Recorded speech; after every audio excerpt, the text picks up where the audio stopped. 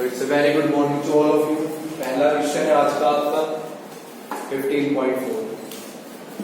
जो आप में से ये क्वेश्चन पढ़ेगा तो अगले जो क्वेश्चन में जो चीज है वो मैंने इसी भी क्वेश्चन में लिखी है, दोनों पार्ट्स। और जैसे आप बच्चों को पता है कि किसी का केस अगर मान लो प्रोबेबिलिटी 80% बोली गई है तो उसको आप सब समझदार हैं 80/100 लिख सकते हो। तो देखिए इसमें है कि Rahul speaks truth 5 times out of 6। तो इसका मीनिंग है कि राहुल अगर 6 बार बोलता है तो उसमें से वो 5 बातें बिल्कुल सच बोलता है, एक झूठ बोलता है। Neha speaks truth 9 times out of 10 times। समझ गए? तो बात आगे पढ़ना ही नहीं है। हमने यहाँ पे सिर्फ 2 नाम पढ़े, राहुल एंड नेहा, तो 2 इवेंट बताने हैं। जैसे कल भी हमने क्वेश्चन कहा था भी, फर्स्ट क्वेश्चन में था हस्बैंड वाइफ, तो 2 इवेंट हो गए। सेकंड क्वेश्चन में कितने स्टूडेंट थे? 2 इवेंट हो गए। यहाँ पे 2 नेम है राहुल नेहा, तो 2 इवेंट्स बनाने। तो सबसे पहले लिख लीजिए ए एंड बी, कोई भी 2 इवेंट्स लिख देंगे। ए को हम लिखेंगे कि this is the event such that Rahul speaks truth, Rahul speaks truth.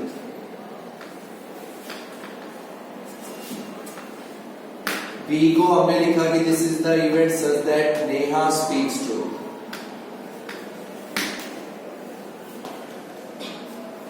तो सबसे पहले हम इसमें प्रोबेबिलिटी लिखना चाहेंगे ए की 5/6। ए इवेंट को आपने क्या बोला है? Rahul speaks truth.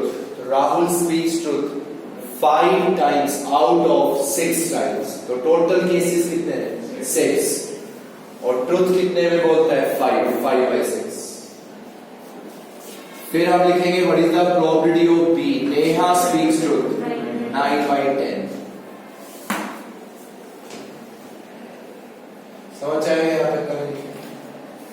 अब हम लिखेंगे probability of A complement 1/6, probability of B complement 1/10।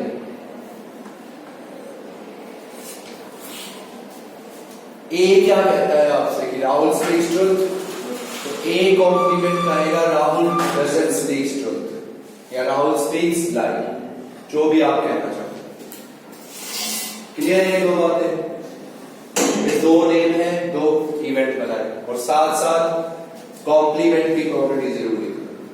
पहला केस करते हैं। प्रोबेबिलिटी फाइंड करनी है कि they will contradict each other in stating the same fact. कि वो कोई भी एक सच बोलना चाहते हैं, कोई भी फैक्ट बोलना चाहते हैं, तो उस फैक्ट पे वो दोनों एक दूसरे को क्या करेंगे? कॉन्ट्राडिक्ट, एक दूसरे के अपोजिट होंगे। प्रोबेबिलिटी निकालेंगे। तो पहला केस डिस्कस कर रहे हैं हम लोग, फर्स्ट केस। तो इसमें हम पहले भी हमारे पास 2 केसेस अराइज होंगे। कॉन्ट्राडिक्ट का मीनिंग होता है वो एक दूसरे का क्या करे? अपोज, एक दूसरे को अपोज करे। तो 2 ही बात हो सकती है। अपोज का मीनिंग होगा Rahul speaks truth, Neha doesn't speaks truth, या Rahul doesn't speaks truth, Neha speaks truth. Opposition तो तभी होगा।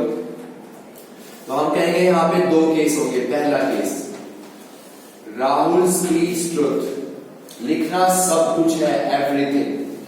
Rahul speaks truth and Neha doesn't speaks truth,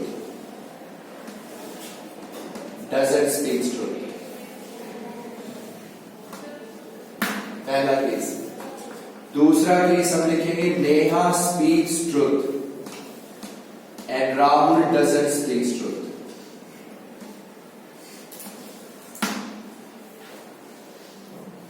clear हो जाता? फिर जैसे आप बच्चों को कल बताया गया था कि जो पहला केस है इसको आप नाम देंगे by event E1, second case को आप नाम देंगे बाई इवेंट E2। आ आराम से सोच के बोलना है एक्सरसाइज। क्लियर है यहाँ तक? कॉन्ट्राडिक्ट समझ जाओगे, अपोज करना भी, एक झूठ एक सच। अब आपको कल भी बताया गया था क्या इन दोनों इवेंट्स में से कितने हैपन होंगे, एक या दोनों? या तो इवन या इवन। तो इसका मीनिंग हमको प्रोबेबिलिटी लिखनी है इवन और E2। तो और मीनिंग होता है भाई यूनियन, तो इवन यूनियन E2। कि हमें प्रोबेबिलिटी या तो इवन की लिखनी है या E2 की, तो इवन और E2 और मीनिंग यूनियन। तो कल भी मैंने समझाया था कि इसको हम डायरेक्टली लिखेंगे probability of E one plus probability of E2, और E1 E2 क्या होंगे? Mutually exclusive. कि E1 E2 are mutually exclusive. We will write this. These will be your mutually exclusive events. अब चलिए आप सबसे पहले E1 को पढ़ते हैं। Rahul speaks truth A. Rahul speaks truth A. Neha doesn't speak truth B complement. तो E1 में यहां पे आएगा A into B complement। समझ रहे हो इस बात को? When Rahul speaks truth A, Neha doesn't speak truth B complement. Second, Neha speaks truth B. Rahul doesn't speak truth A complement. तो इसको हम लिखेंगे probability of A complement into B। अब हम इसको लिखेंगे probability of A into probability of B complement plus में probability of A complement into probability of B। अब ये सारा डाटा आपको गिवन है, डाटा पुट करो यहां पे और कैलकुलेशन। अब अगर आप ये पहला पार्ट समझे हो कॉन्ट्राडिक्ट, तो सेकंड पार्ट आप सब बहुत इजीली कर सकते हो कि दे एग्री ईच अदर। दोनों या तो सच बोले या दोनों झूठ बोले। तो आप चलो देख के बता दो, बोर्ड पे ही बता दो। पहला पार्ट क्लियर हो गया सब? मैंने कल भी कहा था लास्ट की 4 एक्सरसाइज इंपॉर्टेंट है, इनमें से ही आना है क्वेश्चन। अच्छे से याद कर लो इस चीज को। पहला पार्ट क्लियर। दूसरे में क्या कह रहा है? एग्री करें। तो Rahul speaks truth, Neha speaks truth. Rahul doesn't speaks truth, Neha doesn't speak truth. Agree का मीनिंग या तो दोनों सच या दोनों झूठ। तो आप फट से बता दो यहां पे क्या चीज है? A B A complement B complement. तो वो आप लोग लिखेंगे। तो ये पहला क्वेश्चन था अपना, अच्छे से देख लो, क्लियर होगा नहीं ये क्वेश्चन। एग्री का केस लिख पाओगे? 4th क्वेश्चन में। चलिए 5th क्वेश्चन आपका एक्सरसाइज है, आज का second question.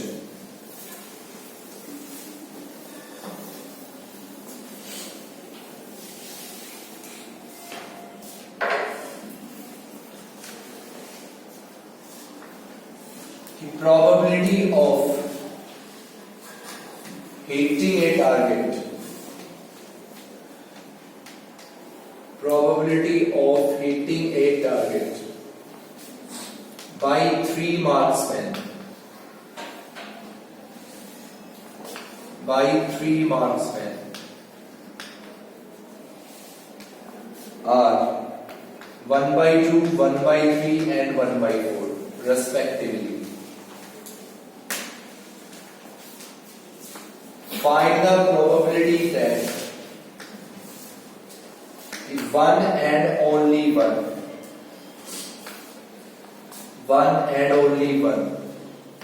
will hit the target if they fire simultaneously.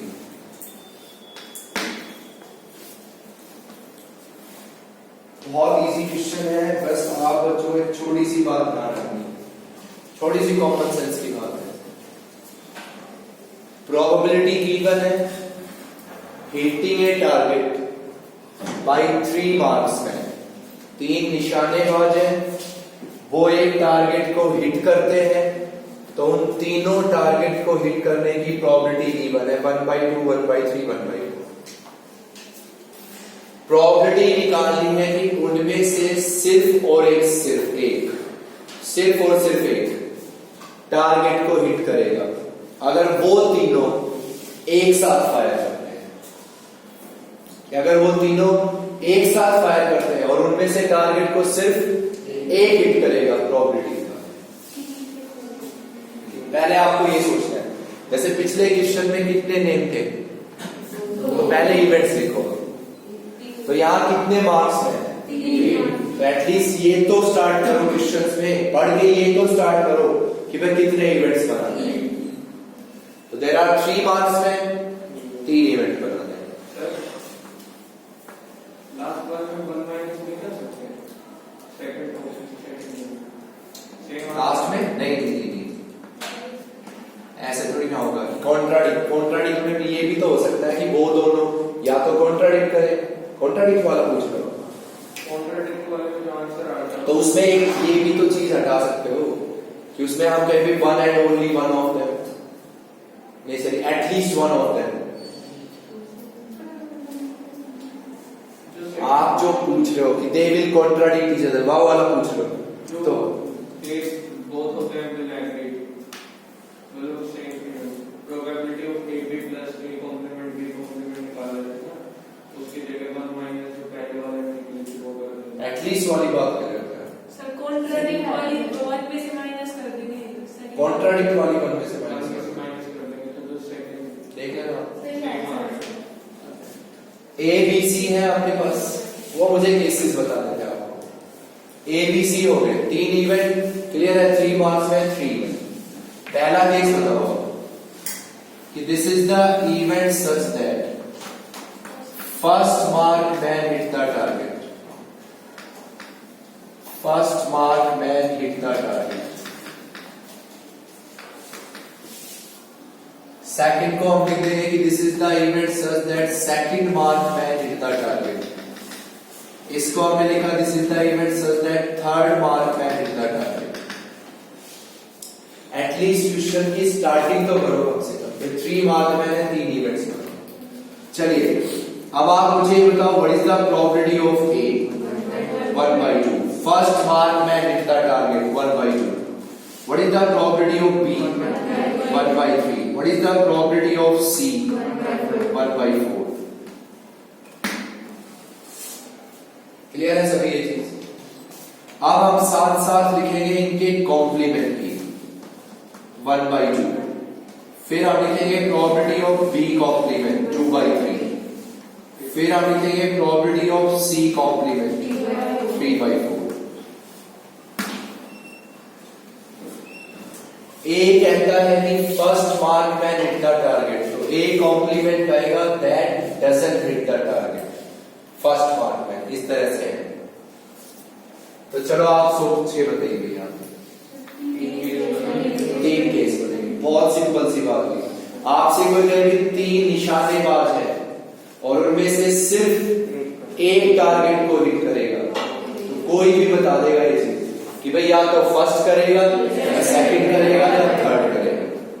तो बच्चों लिखना आपको ऐसे ही है कंप्लीट कि there will be 3 cases arises, directly नहीं लिखना है कि there will be 3 cases arises. पहला केस लिखना है कि first mark man hit the target, first mark man hit the target and second and third doesn't hit the target, doesn't hit the target।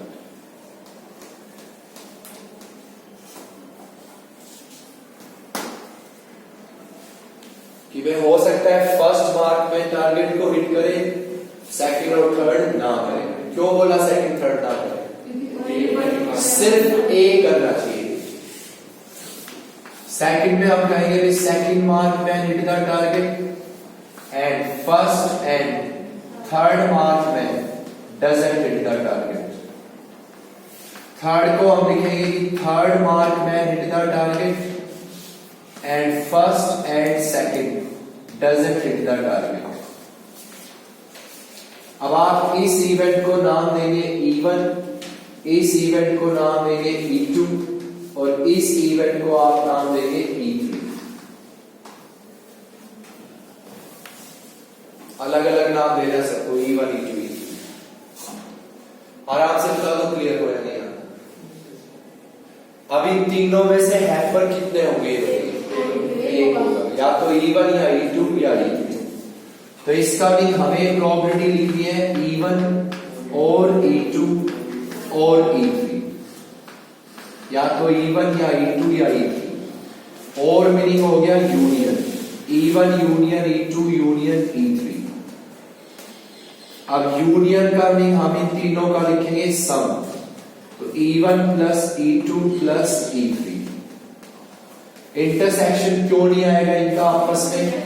क्योंकि आप कहोगे E1 E2 E3 all are mutually exclusive, कि भाई तीनों के तीनों event हमारे क्या है? Mutually exclusive.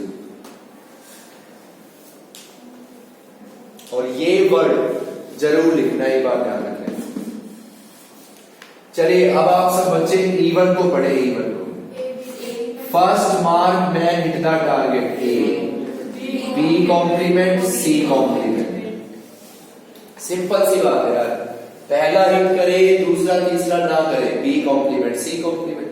चलो अगला बताओ, बेझिझक बताओ, A complement B C complement. फिर लिख देंगे भी probability of A complement B complement C। दो का कॉम्प्लीमेंट एक करेगा।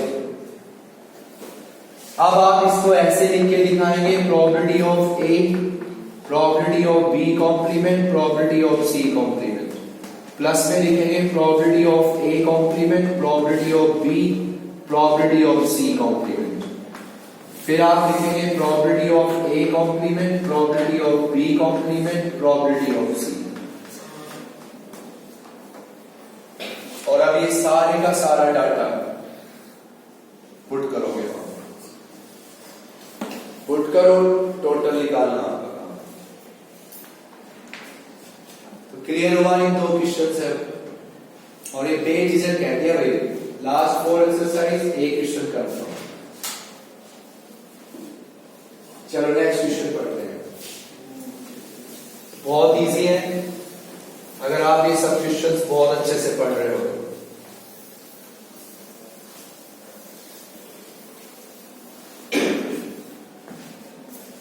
थर्ड में लिखा है आज की, कोई भी दो स्टूडेंट्स हैं। पहले का नाम है स्टूडेंट A, फिर हो गया स्टूडेंट B। कि this student will reach school in time, will reach school in time।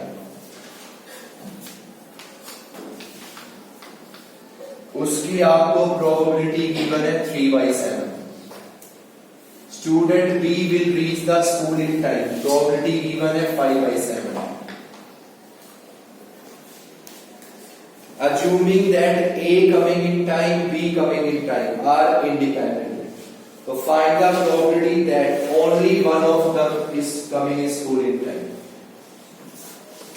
If I find the probability that only one of them is coming in school at time,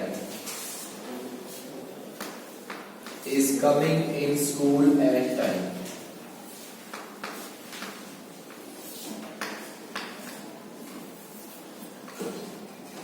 बताओ, आप खुद बताओ। छोटी सी चीज के लिए, छोटी सी चीज के लिए बताओ। पहले इवेंट लिखा, तो कितने स्टूडेंट हैं? दो इवेंट होंगे। अब सिंपल सी बात है, उन इवेंट्स का नाम A और B नहीं होगा, तो अंदाज मत लिखना स्टार्ट कर देना, A B हो गई। स्टूडेंट्स का नाम है A और B, तो इवेंट्स को आप नाम दे दें E और F।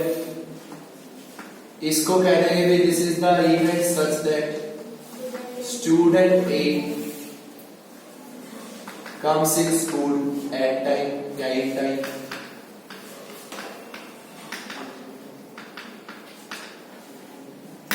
इसको हम लिख देंगे this is the event such that student B comes in school at time. तो पहले आप ये बताओ what is the probability of E? 3/7। Simple सी बात है भाई, दो स्टूडेंट है, दो इवेंट लिख लो। कॉमन सेंस की बात है, ए और बी नाम नहीं दिया क्योंकि वो स्टूडेंट्स के नाम है, तो ई और F. Student A comes in time, student B comes in time. What is the probability of F? 5/7। अब साथ साथ हम इनकी किसकी प्रोबेबिलिटी लिखेंगे? कॉम्प्लीमेंट। तो ई कॉम्प्लीमेंट हो गया 4/7, एफ कॉम्प्लीमेंट हो गया भाई 2/7।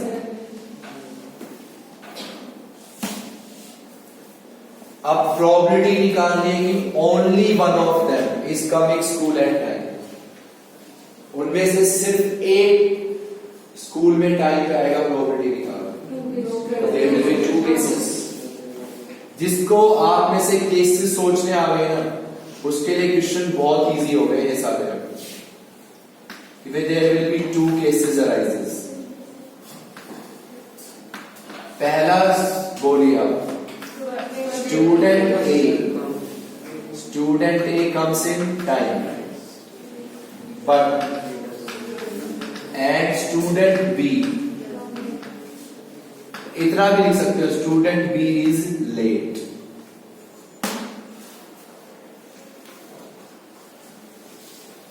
सेकंड आप कह देंगे student B comes in time and student A is late। बोलो यहां तक क्लियर हो गया? अब आप इस इवेंट को क्या नाम देंगे? E1 और इस इवेंट को क्या नाम देंगे आप? E2।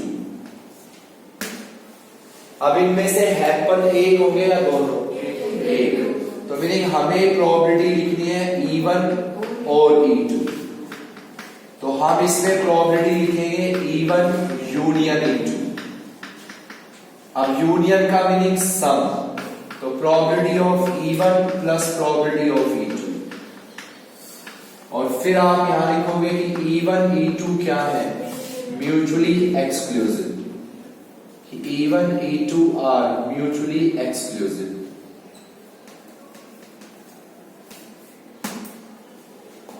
अब आप फटाफट E1 को रीड आउट करो। Student A comes in time, E कहीं ए लिखते रहो फिर अंदर। Student A comes in time E, student B is late, F complement.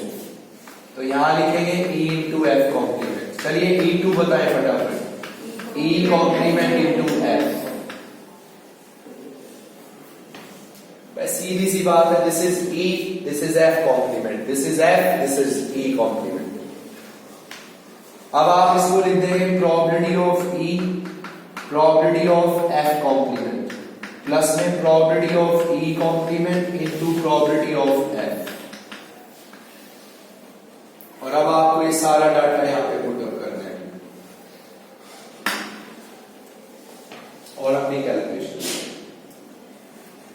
एक छोटी सी बात थी कि कहीं अंधाधुंध जल्दी जल्दी में इवेंट्स को कहीं ए और बी नाम ही दे गए। चलिए नेक्स्ट क्वेश्चन है 4th आज का।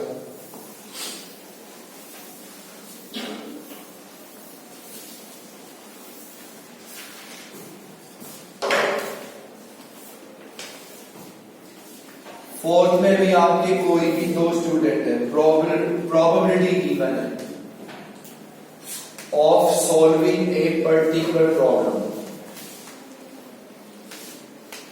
सॉल्विंग ए पर्टिकुलर प्रॉब्लम या स्पेसिफिक जो भी आप कहना चाहो, by the students A and B, by the students A and B are 1/2, 1/3.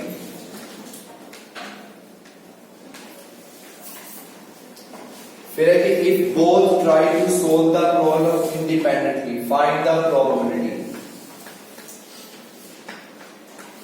Find the probability. First part.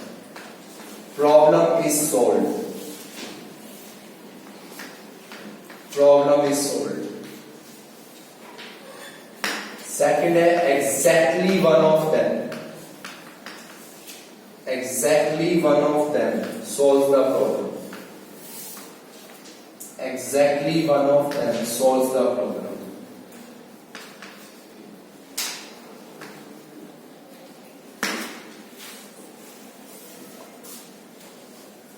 तो सीधी सी बात है भाई, यहां पे कितने स्टूडेंट है आपके? दो।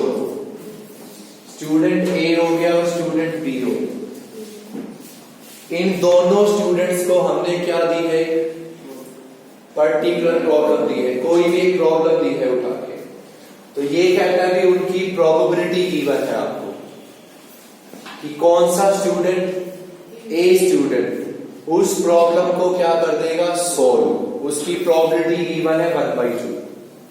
स्टूडेंट बी प्रॉब्लम को सोल्व करेगा, प्रोबेबिलिटी है 1/3। फिर आगे आप पढ़ रहे होते एक लाइन लिखी उसने, लिखी both try to solve the problem independently. ये एक दूसरे पे डिपेंड नहीं हो, इंडिपेंडेंटली सोल्व करते हैं। तो प्रोबेबिलिटी निकालो कि प्रॉब्लम सोल्व हो गई। दूसरा है कि एग्जैक्टली उनमें से सिर्फ एक प्रॉब्लम को सोल्व करेगा। तो सबसे पहली बात, कितने स्टूडेंट है? तो दो इवेंट्स बनेंगे। इवेंट्स का नाम क्या लिखोगे? ई और एफ। इसको हमने लिखा कि this is the event such that student A solves the problem, student A solves the problem। ये क्वेश्चन स्पेशली अपना ध्यान से सुन लेना भी।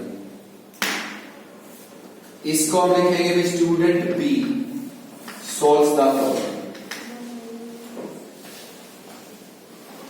student A solves the problem, student B solves the problem। So tell me what is the probability of E? 1/2। What is the probability of F? 1/3। Student A, student B। What is the probability of E complement? 1/2। And what is the probability of F complement? 2/3। चलिए पहला case बताएं। Problem solve हो गई। It doesn't matter कि वो किसने solve की, बस हमारा काम था कि हमने उन स्टूडेंट्स को प्रॉब्लम दी और भाई उन्होंने प्रॉब्लम सोल्व की।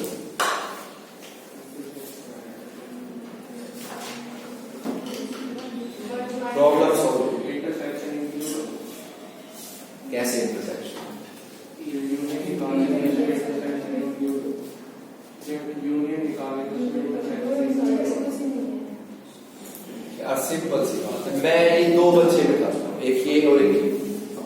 मुझे मतलब नहीं है कि प्रॉब्लम सोल्व किसने की, मैंने इनको प्रॉब्लम दी बस, भाई ये प्रॉब्लम है, आप दोनों सोल्व करने बैठ जाओ अलग अलग।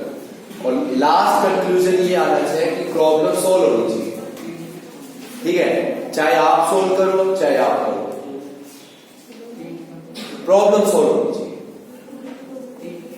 तीन केस में कॉमन सेंस की बात है भाई, प्रॉब्लम या तो ये सोल्व करेगा, ये नहीं कर पाएगा, या ये करेगा, ये नहीं कर पाएगा, या दोनों कर देंगे।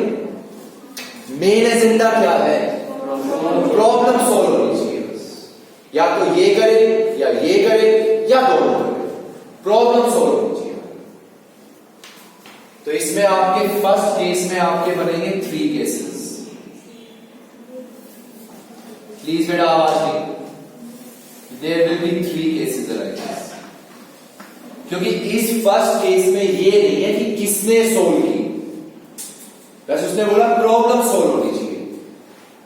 तो 2 स्टूडेंट ने प्रॉब्लम सोल्व होनी चाहिए, सिंपल सी बात है। एक करेगा उनमें से या फिर दोनों करेंगे। तो पहला केस क्या लिखेंगे आप सब बच्चे? Student A solve the problem, student A solves but student B doesn't solve the problem, doesn't solve the problem। ये हो गया आपका पहला केस।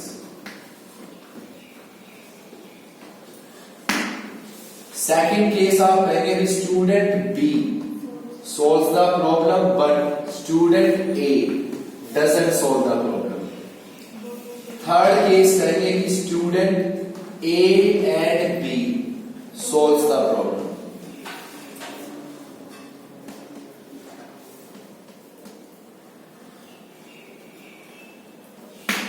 सिर्फ ये क्वेश्चन करवाया गया आपसे सिर्फ इस पहले पार्ट के लिए बस। दूसरा तो आप वैसे बता दोगे, कोई दिक्कत नहीं है। ये पहला पार्ट देख लो, क्लियर है भाई। या तो ये सोल्व करेगा या बी, या दोनों सोल्व करेंगे। इस इवेंट को आप नाम देंगे E1, इसको आप क्या नाम देंगे E2, और इसको आप सब बच्चे क्या नाम देंगे E3। हैपन इनमें से कोई एक होगा, तो दैट्स मीनिंग हमें प्रोबेबिलिटी लिखनी है E1 और E2 और E3, E1 और E2 और E3। और मीनिंग क्या हो गया यूनियन, तो E1 union E2 union E3। Union का मीनिंग क्या हो गया सम, तो probability of E1 plus probability of E2 plus probability of E3। फिर बताओ ब्रैकेट में क्या लिखोगे, लिखना ना भूलें इस चीज को। चलो बच्चों आप बताओ, E1 को पढ़ो, E1 को A solves E, B doesn't solve, तो probability of E into F complement. अब आप अपना खुद बता सकते हो, probability of E complement into F plus probability of EF. A solves E, B doesn't, F complement. Second, B solves F, A doesn't, E complement. Last, both solves EF. अब आप लिख देंगे यहाँ probability of E into probability of F complement plus में probability of E complement probability of F plus में लिखेंगे probability of E into probability of F। अब आप ये सारा डाटा अपना यहां पे पुट कर सकते हो, पुट करो और सुनो। चलो सेकंड पार्ट आप सब बच्चे बता दें। Exactly one of them solves the problem। अब उस exactly one का मैंने बोला कौन, तो दो केस बनाएंगे। कौन से दो केस, पहले दो केस।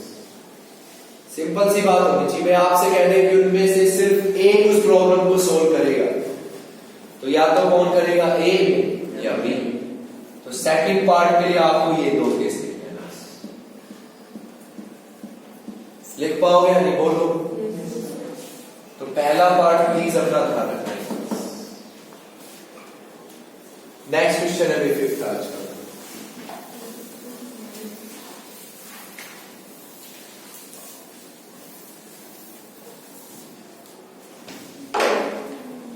नेक्स्ट में है कि tossing a coin thrice. In tossing a coin thrice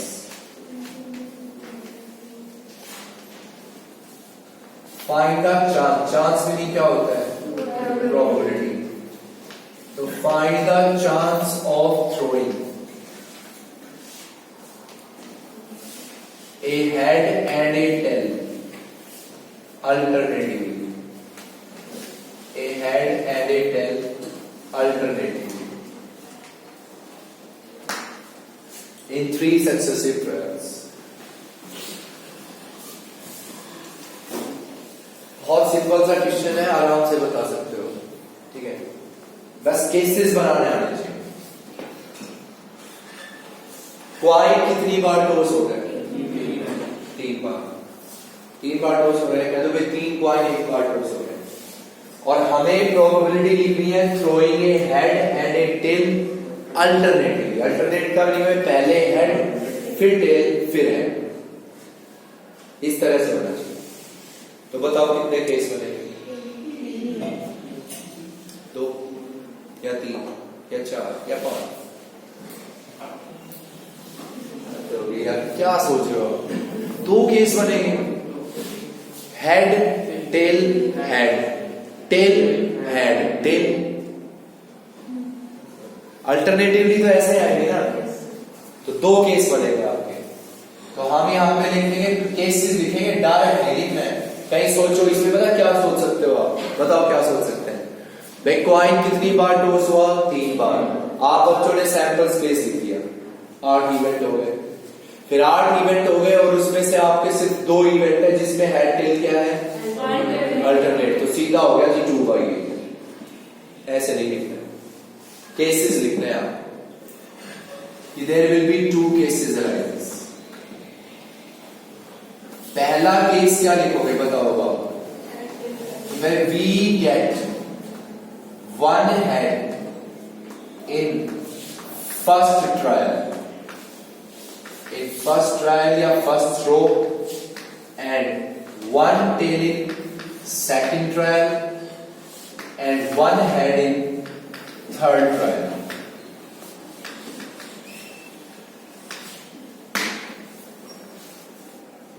कि भाई हमें फर्स्ट ट्रायल में हेड मिले, फर्स्ट टॉस में, सेकंड पे टेल मिले, थर्ड पे फिर हेड मिले, अल्टरनेट हो गया। सेकंड केस क्या है कि भाई we get one tail in first trial, one head in second trial, and one tail in third trial. अब इसको आप नाम देंगे E1, इसको आप नाम देंगे E2। सोच रहे हैं कैसे? चलो हैपर कितने हो गए इसमें से? एक होगा, तो हम यहाँ पे प्रोबेबिलिटी लिखेंगे E1 और E2। और मीनिंग एज यूजुअल क्या हो गया? यूनियन। तो E1 यूनियन E2। यूनियन का क्या मीनिंग होगा? Sum. And E1 E2 are mutually exclusive. ये लाइन मैं फिर कह रहा हूं, लिखना नहीं भूलेंगे आप। E1 E2 are mutually exclusive. चलिए E1 को पढ़ के बताएं क्या है? Head tail head, head tail head. इसमें क्या है आपका? टेल हेड टेल, ठीक है ना? अब आप इसको लिखेंगे probability of H, probability of T, probability of H, plus में लिख देंगे probability of T plus into probability of H, probability of T। तो tell me what is the probability of head? 1/2। Tail की 1/2, इसकी 1/2, प्लस में 1/2, 1/2, 1/2। तो your answer will be 1/4। Answer हो जाएगा 2/8, लेकिन डायरेक्ट नहीं, केसेस बना रहे हैं।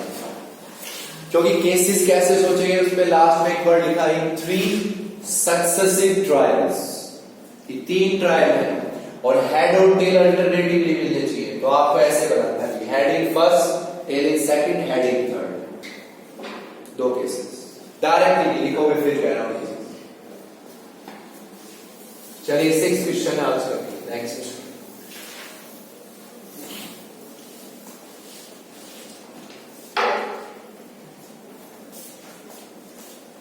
a coin is tossed 3 times. A coin is tossed 3 times. एक coin को हमने 3 बार टॉस किया।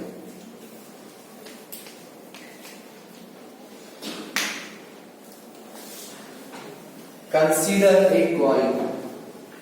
चलो बताते हैं, ध्यान से सुनना इस क्वेश्चन को, बिल्कुल अलग चीज है इसमें। तो इसमें बोला coin is tossed 3 times। फिर आगे लिखा है outcomes are equally likely considered. Equally likely समझते हो? कुछ भी हो सकता है, उसमें कोई वो नहीं है। तो इक्वल लाइकली, एक जैसी होगी वो। तो ये कहता है कि हम कॉइन को 3 बार टॉस कर रहे हैं। बहुत ध्यान से सुनने का क्वेश्चन, बिल्कुल ध्यान देंगे। तो कहता है जो उस कॉइन को आप 3 बार टॉस कर रहे हो, उसको 3 बार टॉस करने का जो हमारा प्रोसीजर है, उस प्रोसीजर को हम 2 एक्सपेरिमेंट्स में डिवाइड कर रहे हैं। 2 एक्सपेरिमेंट में डिवाइड कर रहे हैं, फर्स्ट एक्सपेरिमेंट और सेकंड एक्सपेरिमेंट। अच्छा, ऑल इन ऑल कॉइन कितनी बार टॉस करना है? 3 बार। तो जो उसको 3 बार टॉस करने का प्रोसेस है ना, उसको 2 एक्सपेरिमेंट में डिवाइड कर रहे हैं। फर्स्ट एक्सपेरिमेंट में आपका कॉइन 2 बार टॉस हो रहे हैं। कॉइन इज टॉस्ड ट्वाइस, बचा कितनी बार? वो आपका इस एक्सपेरिमेंट में हो रहा है। तो ऑल इन ऑल 3 बार हो गया। मीनिंग जैसे हमने कॉइन को कितनी बार टॉस किया? 2 बार। तो फर्स्ट एक्सपेरिमेंट है। और फिर उस कॉइन को जब तीसरी बार टॉस करेंगे, सेकंड एक्सपेरिमेंट। इस एक्सपेरिमेंट में कॉइन 2 बार टॉस करना है और उसमें 1 बार टॉस करना है, और टोटल कितना हो गया? 3 बार। हम लोगों को प्रोबेबिलिटी लिखनी है कि भाई फाइंड द प्रोबेबिलिटी। पहला part, getting 2 heads and a tail. Getting 2 heads and a tail. और सेकंड हमें लिखना है गेटिंग 3 हेड्स। और लास्ट में लिखा है कि जो आपने किए क्या है, दोनों एक्सपेरिमेंट, ये एक्सपेरिमेंट क्या है? इंडिपेंडेंट। तो चलो अब आप बच्चों को सोचना है, कॉइन कितनी बार टॉस हुआ? 3 बार। 3 बार का सैंपल स्पेस नहीं लिखना है। किस लिए लिखना है? क्योंकि उसने जो 3 बार टॉस करने का जो हमारा प्रोसेस था, उसको वो 2 एक्सपेरिमेंट में स्प्लिट कर चुका है। इसमें कॉइन 2 बार टॉस होना है, इसमें कॉइन 1 बार टॉस होना है। समझ गए बात को? हमें प्रोबेबिलिटी लिखनी है कि हमें 2 हेड मिलने चाहिए, 1 टेल मिलना चाहिए। और दूसरा केस है कि हमें तीनों हेड मिलने चाहिए। तो चलो इसमें बताओ कि कॉइन कितनी बार टॉस है? तो 2 बार का सैंपल स्पेस लिख दो। इसमें TH, TT, फिर HH और फिर HT। इसमें 1 बार टॉस है HOT। अब जो कुछ भी हम लिख लेंगे वो लिखेंगे पहले पार्ट का भी। दिमाग लगाओ, 2 हेड होने चाहिए, 1 टेल। बहुत सिंपल है, बहुत सिंपल। अगर आप बच्चे पिछले सब क्वेश्चंस में केसेस बनाना सीखे हो तो बहुत सिंपल है यार। कोई भी कॉमन सेंस, थोड़ी बहुत कॉमन सेंस होगी वो भी बता देगा कि भाई हमें 2 हेड मिलने चाहिए, 1 टेल। तो भाई हो सकता है 2 हेड यहां से मिल जाए, टेल यहां से मिल जाए। हो सकता है यहां से 1 हेड और 1 टेल मिले, यहां पे 1 हेड मिल जाए। हो गए 2 केस। ये समझे अपनी बात? अरे 3 वाली बात भूल जाओ अब, ये इस पे फोकस करो। वे आपसे कहेगी 2 हेड और 1 टेल आते हैं, तो आप सब समझदार हो। इसमें कॉइन कितनी बार टॉस हो रहा है? तो या तो यहां पे हेड है या टेल है। अब अगर यहां पे क्या आई? टेल पे, तो 2 हेड इसमें ले लो, हो गए 2 हेड 1 टेल। अगर यहां पे क्या आया? हेड, तो 1 हेड और 1 टेल यहां से ले लो, हो गए 2 हेड और 1 टेल। अभी नहीं समझे होगे? सोच लो ध्यान से जी। तो यहां पे आप लिखेंगे भी सबसे पहली बात कि there will be 2 cases arises, कि हमारे 2 केस अराइज होंगे। पहला केस हम लिखेंगे यहां पे कि भाई we get 2 heads in first experiment. We get 2 heads in first experiment and 1 tail in second experiment. Experiment के अकॉर्डिंग बोल रहा है कि भाई हमें फर्स्ट एक्सपेरिमेंट से 2 हेड मिल जाए, सेकंड एक्सपेरिमेंट से 1 टेल मिल जाए। दूसरे केस में हम कहेंगे we get 1 head and 1 tail in first experiment and 1 head in second experiment. या और कोई केस भी सोच सकते हो। और कहां से बनेगा यार? इसमें कॉइन कितनी बार टॉस हो रहा है? तो हेड या टेल ही तो आएगा, तो 2 ही केस बन गए। तो अगर टेल यहां आएगा, 2 हेड यहां से ले लो। अगर 1 हेड आता है तो 1 हेड टेल यहां से ले लो। इस इवेंट को क्या नाम दोगे? E1। और बच्चों इसको क्या नाम? E2। चलो अब ध्यान से सुनो। अब आप यहां पे लिखेंगे 4 event A B C D। A को लिखेंगे कि this is the event of getting this is the event of getting two head in first experiment. B को हम लिखेंगे भी this is the event of getting one tail in second experiment. C को it is the event of getting one head and one tail in first experiment. और इसको हम लिखेंगे event of getting one head in second experiment. ये event दिख रहा है आपको यहां से यहां, इसको नाम देना है A, इसको नाम देना है B, इसको नाम देना है C और इसको नाम देना है D. अलग लिखने चाहिए. पहले इस क्वेश्चन में केस बनाओगे, इवेंट थोड़ी ना लिखोगे, कोई स्टूडेंट थोड़ी ना है, कोई नेम थोड़ी ना कि पहले आप केसेस ही बनाओगे, सॉरी इवेंट्स लिख दो. पहले केस बनाओ, केस बनाने के बाद उसमें से इवेंट्स ढूंढो. तो यहाँ ये 4 इवेंट्स बने. अच्छा, इनमें से हैपन एक होगा या दो? एक. तो हमें इसमें प्रोबेबिलिटी लिखनी है E1 और E2. तो और मीनिंग हो गया यूनियन. तो probability of E1 union E2. अब यूनियन क्या करेगा? दोनों का सम. तो probability of E1 plus probability of E2. And what are E1 E2? Mutually exclusive. जरूर लिखोगे आप ब्रैकेट में, कभी नहीं भूलिए, क्योंकि अगर आप एग्जाम्पल पढ़ते हो, हर एग्जाम्पल पढ़ना इस एक्सरसाइज का, तो आपको जरूर ब्रैकेट में हमेशा लिखा मिलेगा E1 E2 are mutually exclusive. चलो E1 को पढ़ो बच्चों, आप E1 को. ये कौन सा इवेंट है? और ये, तो यहां आएगा भी प्रोबेबिलिटी ऑफ AB. E2 में ये कौन सा इवेंट है? C और ये D, प्रोबेबिलिटी ऑफ C. अब हम इसको लिखेंगे probability of A, probability of B plus में probability of C into probability of D. अब आप सबसे पहले मुझे बताओ what is the probability of A? 1/4. 2 had in first experiment. 2 had in first experiment. 1/4. Probability of B बताओ. B 1 tail in second experiment. 1/2. Probability of C बताएंगे 2/4.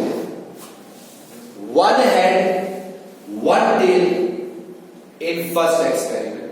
तो एक ये है और एक ये है. 1 head 1 tail.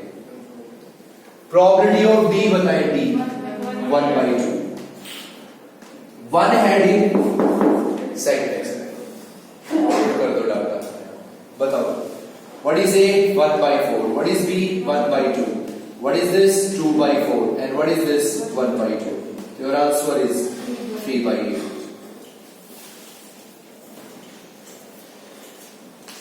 तो ऐसे केसेस बना रहे हैं आपको. चलो सेकंड पार्ट बताओ बच्चों, आप खुद बताओ किसकी प्रोबेबिलिटी 3 है इसकी. चलो इतना बता दो, पहले कितने केस बनेंगे? एक ही बनेगा ना. कितने हेड चाहिए? तो 2 यहां से, एक ही केस बनना है. तो पता है डायरेक्ट लिख देना आपको. यहां से कितने हेड? 2 हेडिंग. कितने हेड? 2 हेडिंग. 1 हेडिंग. तो डायरेक्ट लिखना है प्रोबेबिलिटी ऑफ 18. अलग नहीं लिखने केसेस, सीधा लिखना है कि भाई 3 हेड मिलेंगे तो 2 यहां से मिल जाए, 1 यहां से मिल जाए, हो गए 3 हेड. अब 2 हेड यहां से नाम दे चुके हो इवेंट A और 1 हेड यहां से नाम दे चुके हो D. तो हम इसको लिख देंगे probability of A into probability of D. What is the probability of A? 1/4. What is probability of D? 1/2. What is answer? 1/8. अब अगर आप बच्चे इस क्वेश्चन को वैसे सोचना चाहते हो, भाई सोचो कि गलत हुआ या सही हुआ, तो कॉइन अगर कितनी बार टॉस होता है? 3 बार. तो उसमें 8 इवेंट होते हैं. आप सबको पता है कि उन 8 इवेंट्स में से सिर्फ एक इवेंट है जिसमें 3 हेड होते हैं. 1/8 ही आंसर. और उसमें से सिर्फ 3 इवेंट ऐसे होते हैं जिनमें आपके 2 हेड और 1 टेल होता है. 3/8 आंसर हो गया है. आंसर वही आएगा, कोई ये नहीं कि अलग आता है, आंसर वही 3 वाला ही आएगा। तो एक क्वेश्चन पढ़ना है, तो ऑल इन ऑल आपको ये 6 क्वेश्चन पढ़ना है वैसे इस क्लास में, ठीक है। Thank you.